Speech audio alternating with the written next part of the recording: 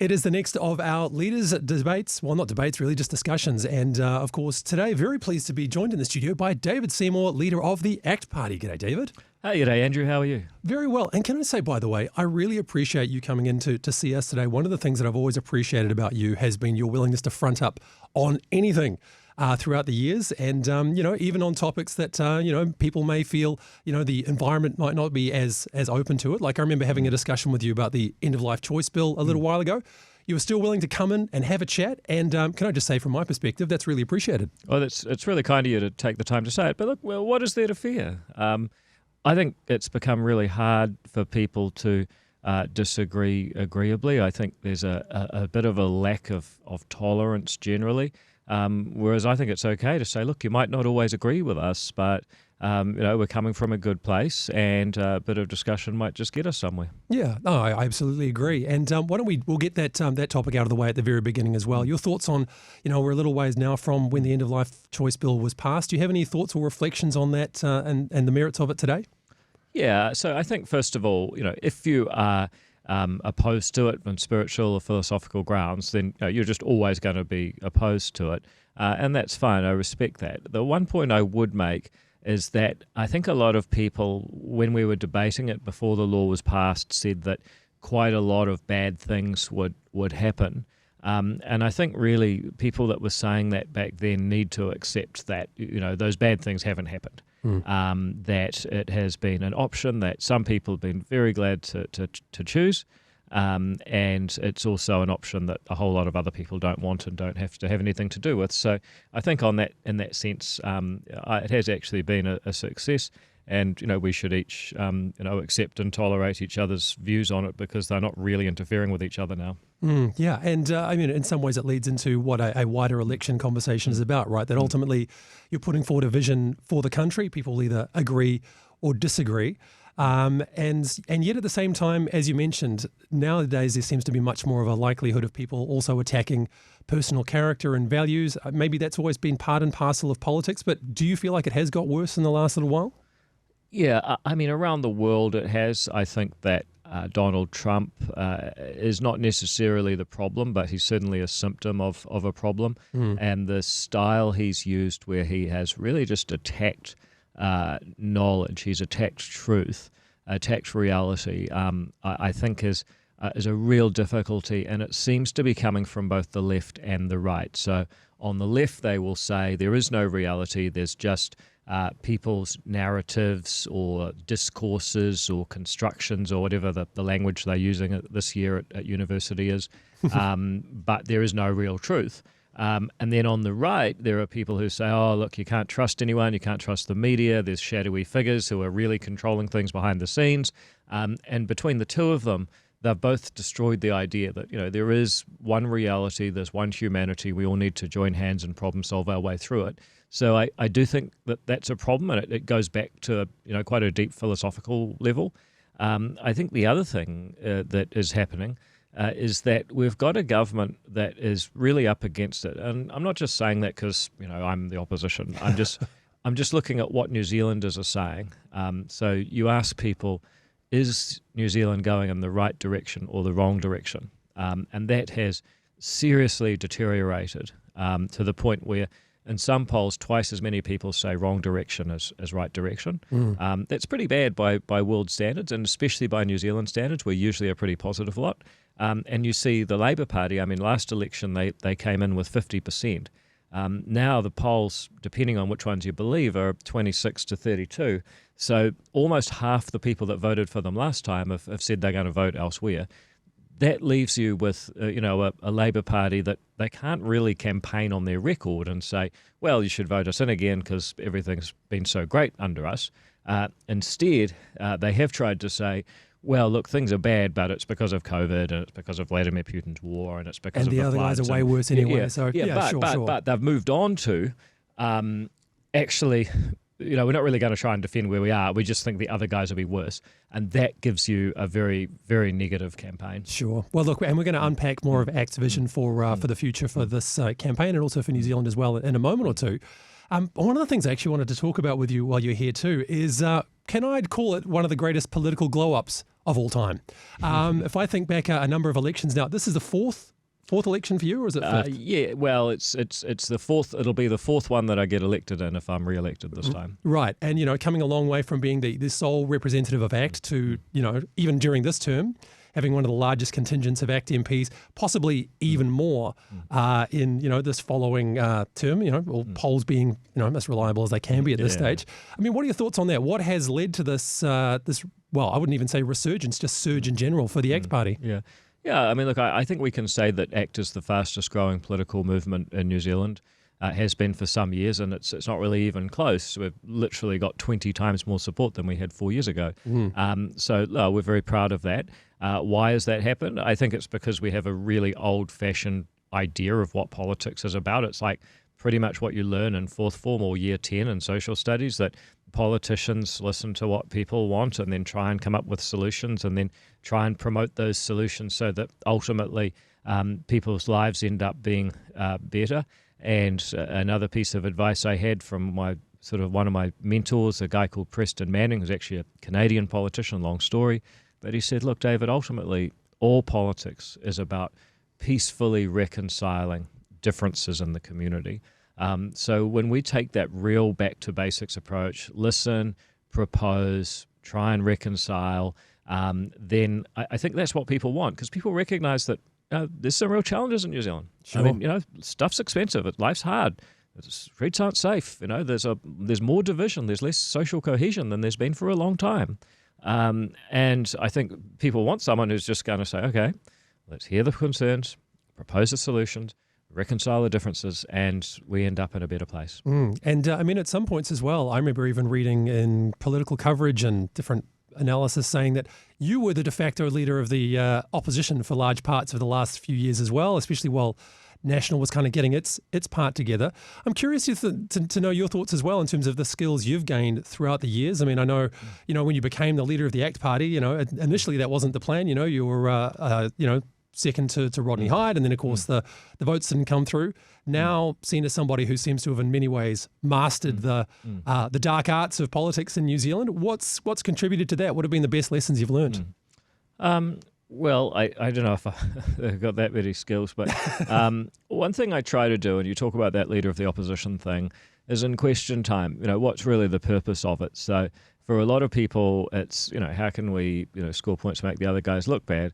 And maybe I've been guilty of that too, who people have different views. But one thing I've always tried to do through the COVID period especially is some advice I got from an older politician once was, look, think about the question the people at home would like asked. If all the people watching, and it's surprising how many people watch Question Time on TV. I'm like, wow, if you weren't, if you're in it, all these people tell you they're watching, and you're like, I had no idea people watch this. But, what would the people watching want you to ask? And try to ask that question.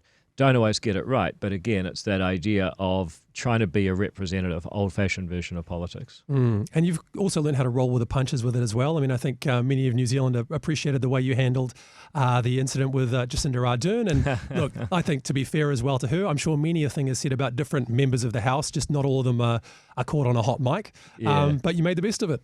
Yeah, look, we raised $100,000 for the Prostate Cancer Foundation after she called me that name.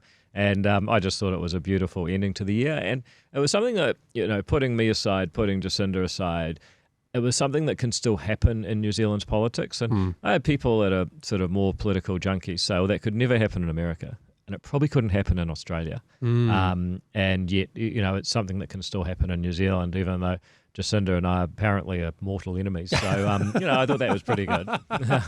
Well, and that's a funny thing too, isn't it? That difference between, I guess, the public perception of things, and even if you look at, I like the comparison to say to the US. I think sometimes our views of how divided we are, we're importing a worldview that maybe is influenced by Fox News and MSNBC that really doesn't apply to even how different members interact with one another when the cameras aren't rolling in New Zealand.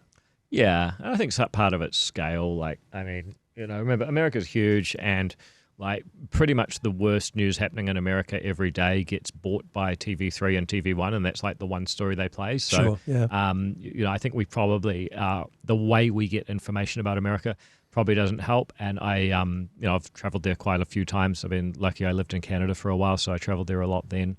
And it is a very different place on the ground talking to the people from what you see on TV. I think the other thing is it's so big. I mean, probably a better comparison would be, how does New Zealand compare with, like, I don't know, the state of Minnesota? Right. Yeah. And then and you'll probably find, quite a cohesive community that's not in such bad shape. I mean, I don't know much about what's happening in Minnesota right now, so if there's like terrible things happening there, then and it ruins my example, then sorry, but Sure. it's probably a more apt comparison. Yeah, and I would say too, by the way, if there were awards that could be given out, I think yourself and the ACT Party would be shoo-ins for the best behaved political caucus of the last term as well, which, I've got to say, I do find quite remarkable insofar as you brought in a number of first-time MPs, and I have observed that Parliament is often not kind to new MPs. And so tell me about how this was achieved. I mean, I was racking my brain to think of the times when there's been ructions either within the ACT caucus or somebody said something that's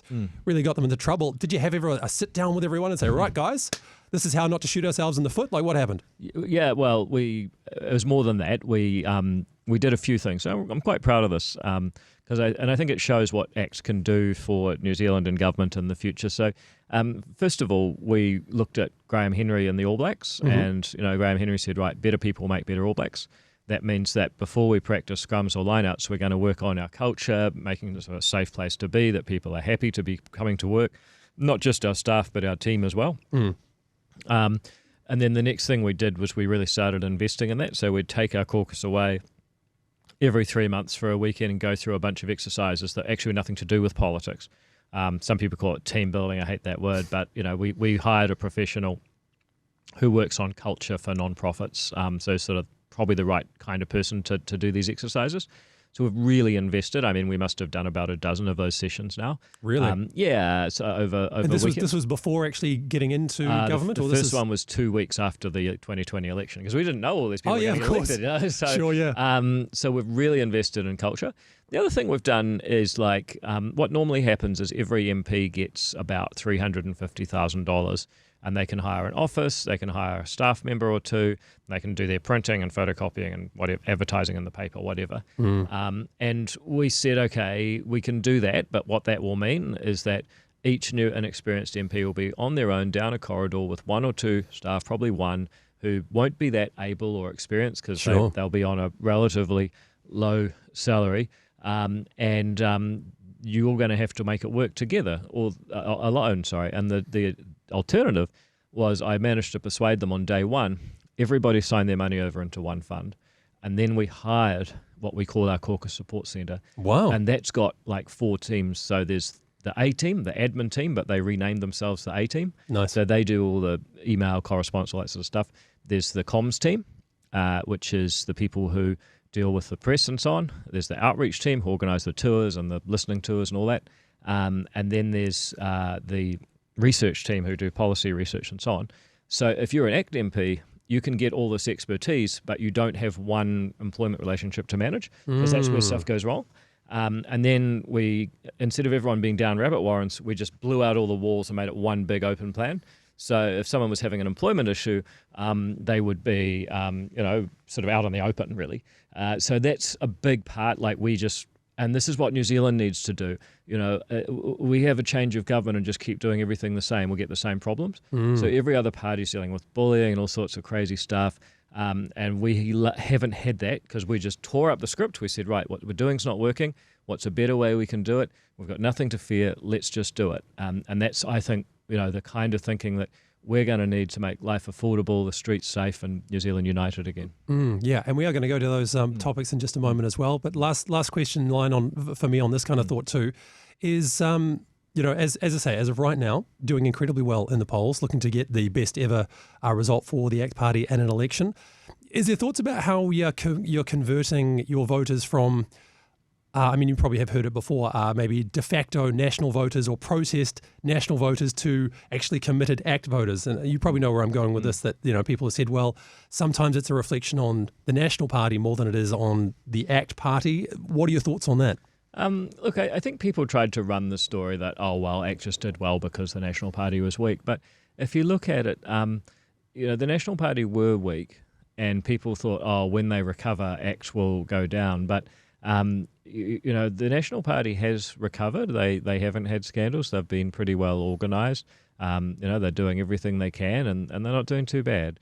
However, last week TV1 had one of their polls, and it was the second best result that ACT has had in a TV1 poll since the party was formed in the 1990s. So, I don't think that story. I think we are doing well because people like what ACT has to offer, rather than because of other parties being good or bad. So our view is that what we need to do is focus less on the other parties. There's so much of that. Focus more on the voter. And again, it's that kind of fourth form social studies version of politics. We hear what our voters are concerned about. We try and engineer good solutions and propose those back, and then try and reconcile the differences. So then, let's dive into then this pathway to real change. And in fact, you guys have been kind of ahead of the ball on this for a while in terms of putting out your own material on what that future looks like. So as of right now, what do you think the biggest opportunities are to achieving that real change in New Zealand? I think number one, we've got to deal with the amount of government waste. I mean, if you look at what the government has done in the last 5 or 6 years, and take out all the rubbish. I'm not going to try and gild the lily. They have increased the amount they spend per person after inflation by 29%. So this is not any jiggery pokery.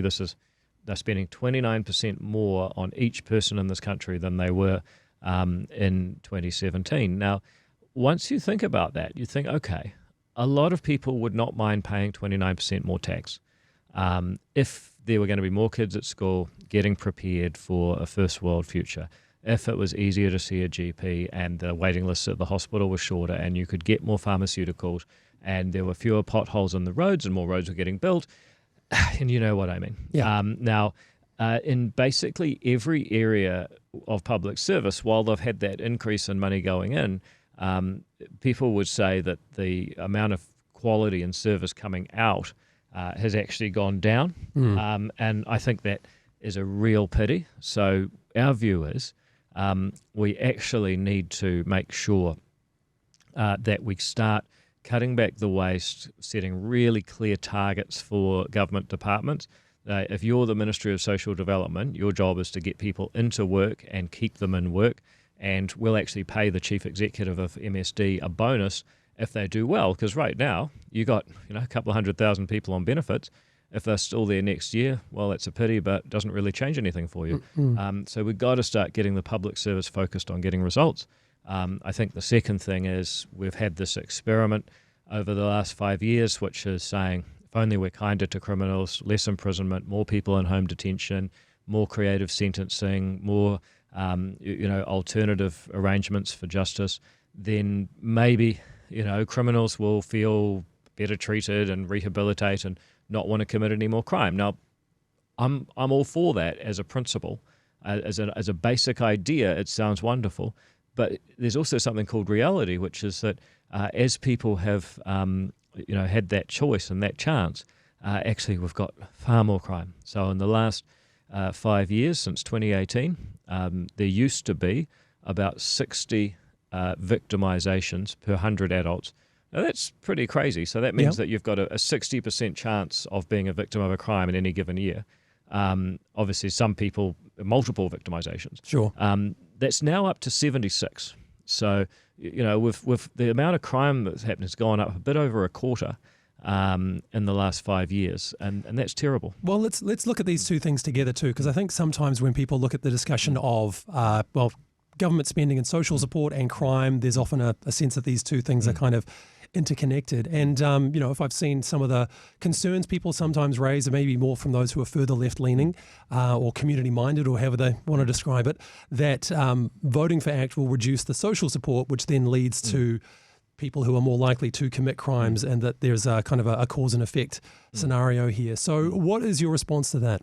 Oh, look, I've heard people tell that story before, and I can understand why our opponents would try and put that story out there, but I think it's a bit simple. So first of all, one of the points I'm trying to make is that the amount of money going into social services is not the same as the results coming out. Right. And I think this government has accidentally proven that. They've, 29% increase in spending per person, worse results. So our view is, how do we get better results? Charter schools were a great idea, a great example of that. We would actually let communities choose to bring up their kids their way, get the politicisation out of education, focus on, if you achieve these results, get the kids to school, make sure they learn at this pace, teach them this curriculum, then we don't really mind how you do it. We'll pay you. But if you stop getting the results, we'll stop paying you. So that meant that they had the freedom to innovate and they delivered better results. So that's the first thing. I think charter school is a good example of how you can actually get better results with less money if you know how to focus. The second thing is, while I agree that there's a connection between crime and poverty, you've got to be really careful about how you talk about this because, for example, some people will say, if you take lots of risks, if you walk in a park late at night, then you potentially are more likely to get affected by crime.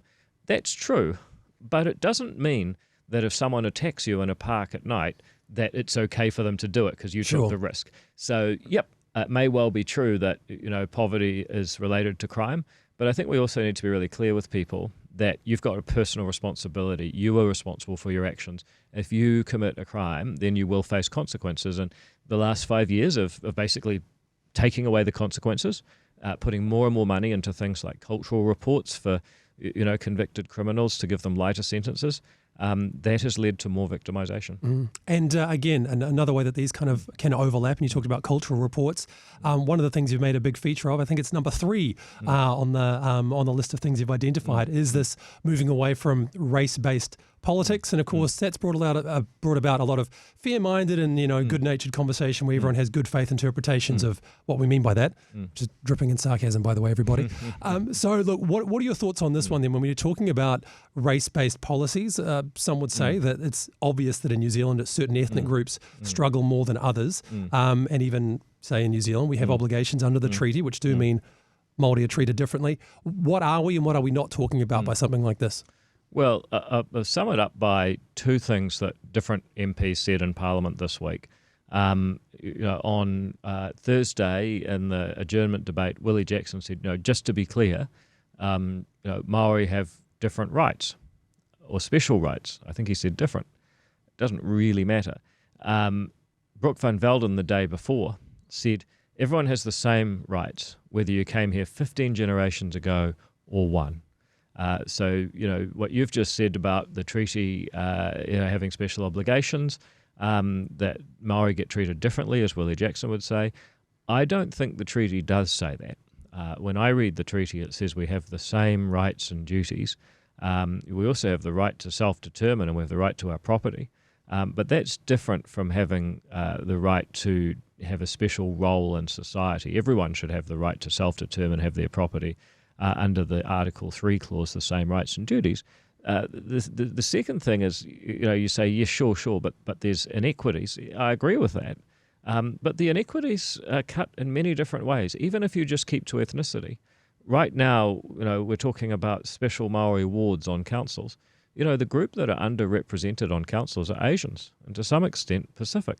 So if your goal is to get everybody sort of equally ethnically represented, it's not obvious that Māori are the only group underrepresented in any particular area. And in the case of local body, Māori representation is basically where it should be in proportion to the population.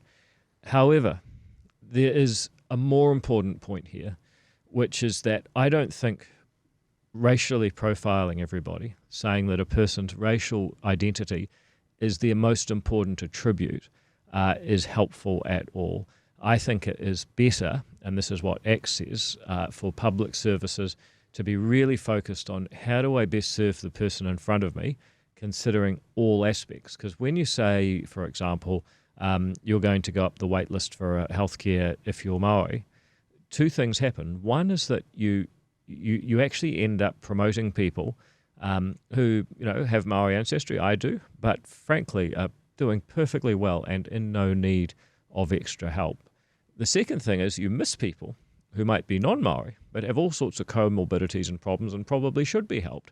Well, So, I've heard one way of looking at this is to say that although ethnicity might affect us all differently, as you mentioned, there are those who are doing very well who are Māori and those who are not, those who are actually very poor but Asian who generally find themselves in higher income brackets, that maybe looking at people via, poverty affects us much more equally than race does in New Zealand. So does that maybe provide a metric for then how services should be prioritised or not, or is there no room for prioritisation of any sort?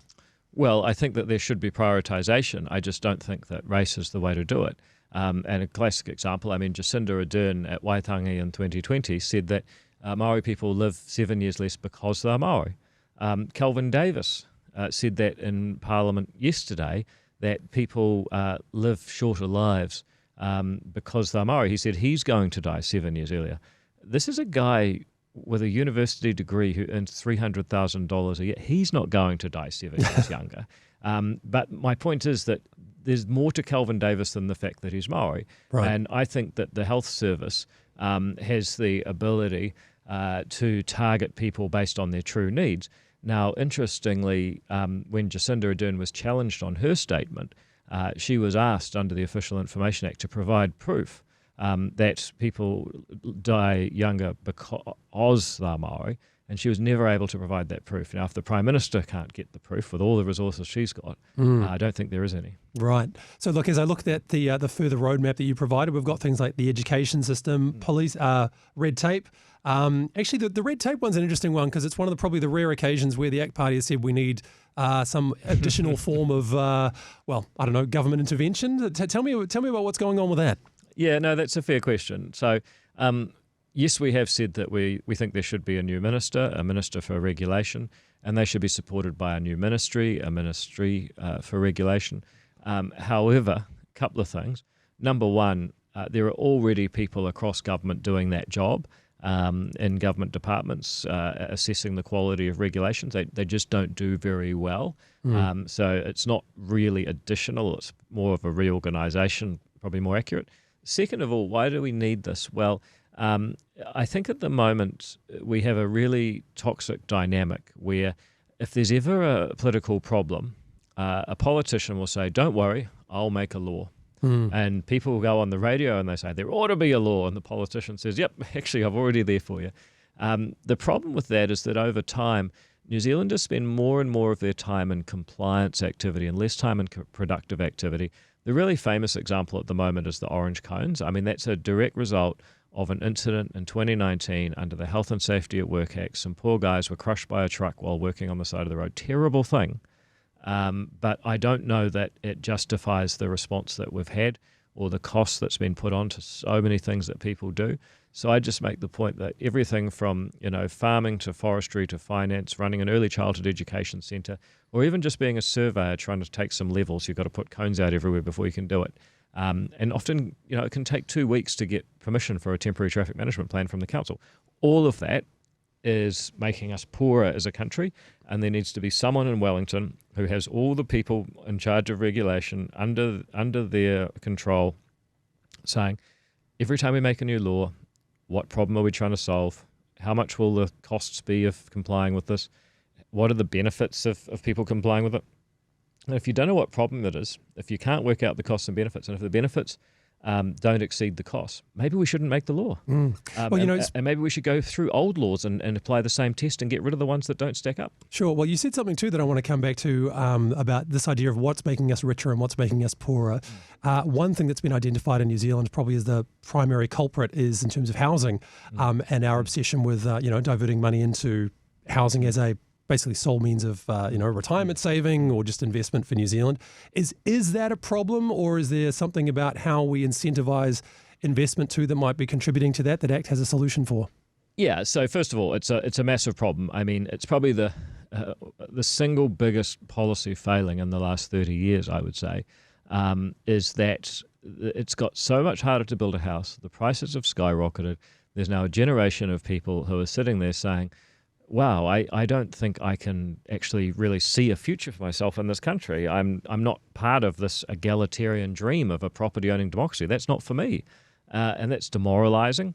And if people can't see a clear pathway where their life's going to turn out well, well, why not do other things that maybe aren't so helpful, take more risks and more risky behavior and so on. So, yep, it's a huge problem. We've got to make it easier to build a home, got to make it more affordable.